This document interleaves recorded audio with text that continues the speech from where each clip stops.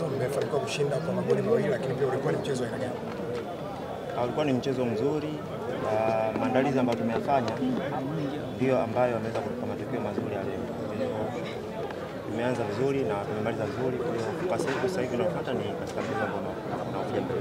Ni furaha kiasi gani kwa kufunga bao la kwanza kabisa ukiwa na wananchi wa Africans kama sikosei? Ni furaha kwa mchezaji kabisa. Na kwangu mimi ni furaha kubwa sana kwa sababu tokea mwanzo wananchi walionyesha kunipokea kwa moyo mmoja, na mimi kama mchezaji jukumu langu kuhakikisha kwamba narudisha kile ambacho wao wamenikabidhi kutoka kwao. Kwa hiyo naamini kwamba ule upendo, kila kitu ambacho amenipatia kuhakikisha kwamba natoa performance nzuri katika uwanja. Kwa hiyo namshukuru Mwenyezi Mungu kwamba naendelea kupambana kuhakikisha kwamba naitumikia klabu yangu, na kama unavyoona mapambano yanazidi kuendelea.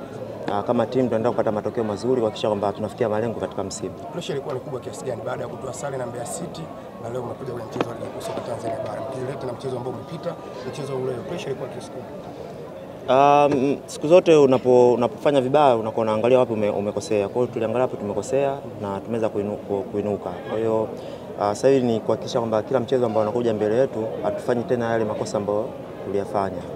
So far pia ni aina matokeo ambayo najua wananchi wengi hawatarajia, lakini kwa sisi kama wachezaji tulitambua kwamba tulikosea. Kwa hiyo sasa hivi focus yetu ni kwenye kila mchezo ambao uko mbele yetu ni kuhakikisha tunafanya vizuri. Baada ya kwanza mechi dhidi ya Silver Stars ligi ya mabingwa barani Afrika na umeanza hii leo, pengine unawaahidi nini sasa wananchi?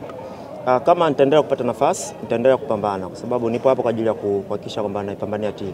Na hilo ndio jukumu la kila mchezaji hapa. Kwa hiyo jukumu langu ni kuhakikisha kwamba napata nafasi ni kupambania timu na timu iweze kupata mafanikio na mchezaji mmoja mmoja pia aweze kupata mafanikio. Ile ishara baada ya kufunga goli Zimbabwe inamaanisha nini? Umeweka vidole hivi vile.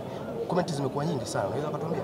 Ile ni alama yangu ya ushangiliaji, kwa maana kwamba ni M ni Mohamed. Kwa hiyo ipo hivyo.